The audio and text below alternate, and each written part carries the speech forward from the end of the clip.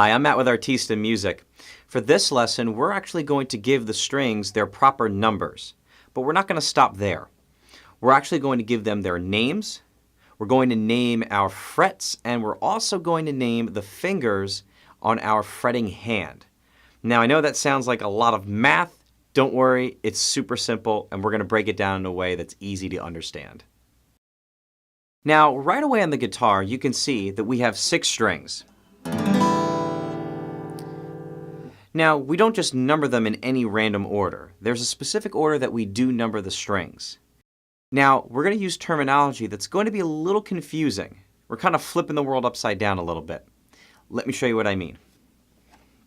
Now, like I said earlier, we already know we have 6 strings on the guitar. But we need to number them specifically. So what we're going to do is start from the bottom. Now, right away, this is going to get a little confusing. It's going to be a little weird. We're no longer going to call this the bottom string. We're going to call this the top string. Well, why am I calling the very bottom string the top string? As guitar players and as musicians, we always reference things by the sound they make. In this case, the pitch. So for example, hear how low this string is. And the next one. Next one. And so on, and so forth. Now we can tell that that last string that we played sounds the highest. So we're actually going to call this the top string because of the high sound that it makes. This is where we're going to start. This is string number 1. Now the great thing about numbers is, well, they go in numerical order. So we can go 1, the next string is 2, next string is 3,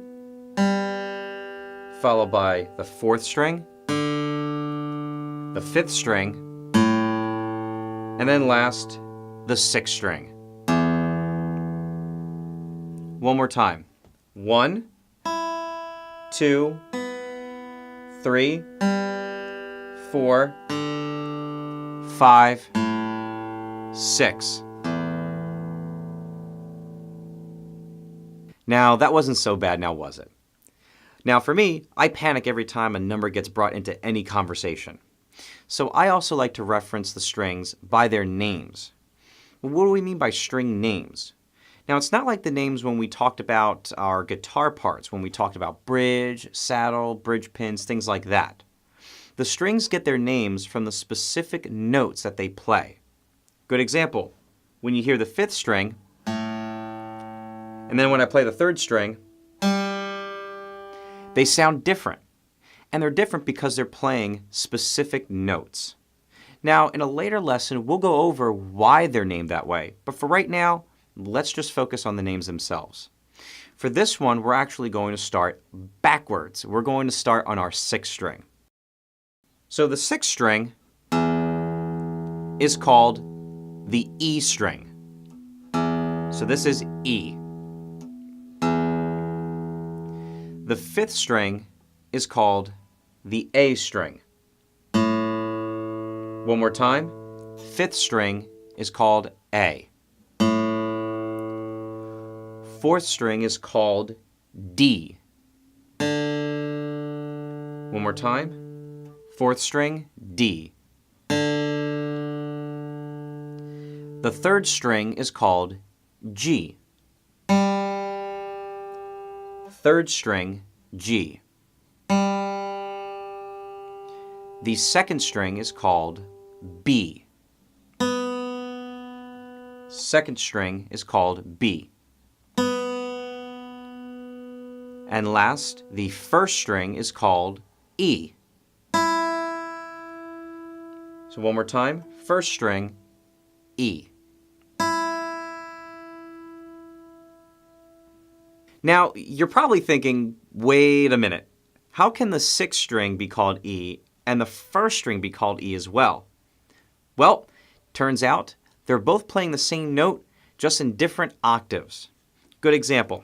We have this E, and then we have this E. If I pluck them together, they're the same note. They're just in different octaves. What's an octave? Well, we'll go over that in a later lesson, but it's basically the same note, just in a higher pitch. So how do we remember that, right? We have two E strings now. So the sixth string is going to be called the low E. Now, why am I calling this top string the low E? Remember, we're referencing sound, so think of sound.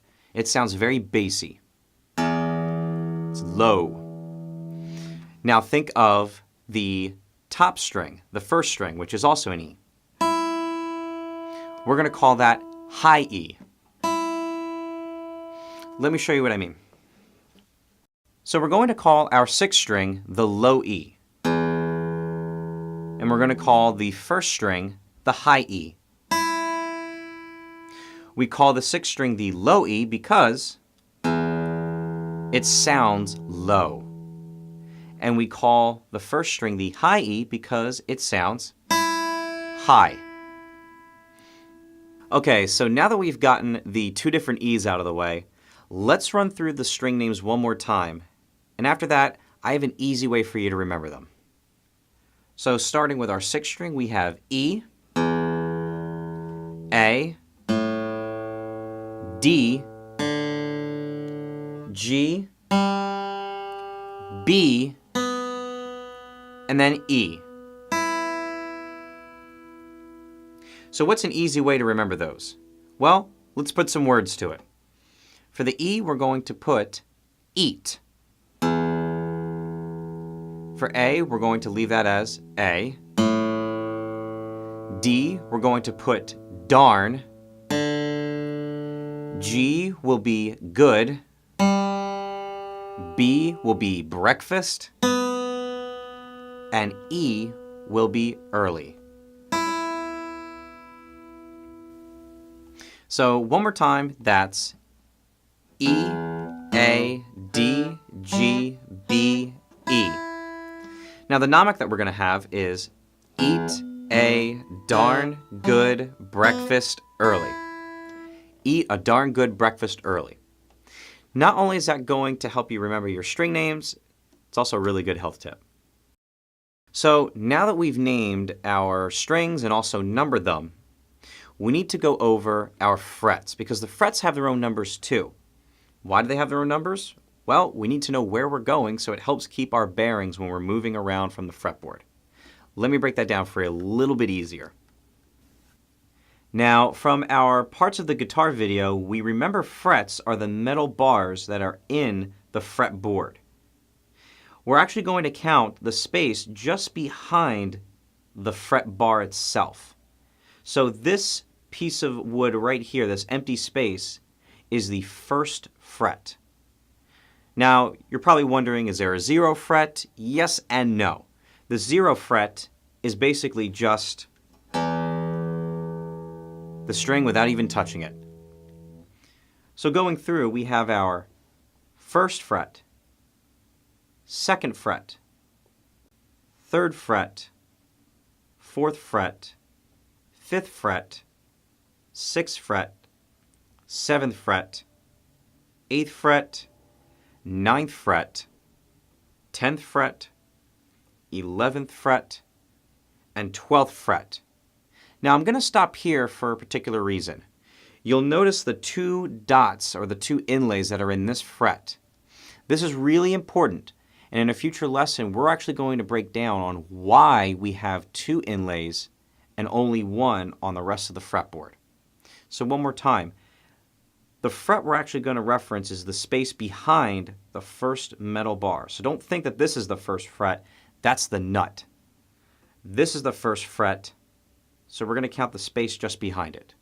1, 2, 3, 4, 5, 6, 7, 8, 9, 10, 11, and 12. And you can keep going on from there. Now, that one wasn't so bad either. That one was pretty straightforward. Now what we need to do is number the strings that are on our fretting hand. Now, one more time, what is a fretting hand? The fretting hand is the hand that rests on the fretboard. The opposite of that is your strumming hand. Your strumming hand is going to be over here near the soundboard of the guitar. Now I'm right-handed, you may be left-handed, but just so you know, whatever hand is near the fretboard, that's your fretting hand. So let's talk about the fingers we're going to use to play. You're only going to use 4 fingers. Now, those 4 fingers that you will use to play are your index, middle, ring, and pinky. These fingers have their own numbers. We have our first finger, second finger, third finger, fourth finger. One more time. First finger, second finger, third finger, and fourth finger. We don't count the thumb because the thumb stays behind the fretboard. And when we start learning about how to make notes, we'll go over that in detail. So by now you might be on a little bit of an information overload, and that's okay. I want you to review this video over and over, so this way you have these numbers and the string names committed to memory. Now, that's really going to be important, and you'll see why in later lessons. Because when we start breaking down how to make notes on scales, on chords, and when we start naming chords and also naming scales, it's really important to know what your string numbers, their names, what your fret numbers are, and also your finger numbers. So practice those and commit those to memory, and I'll see you in the next lesson.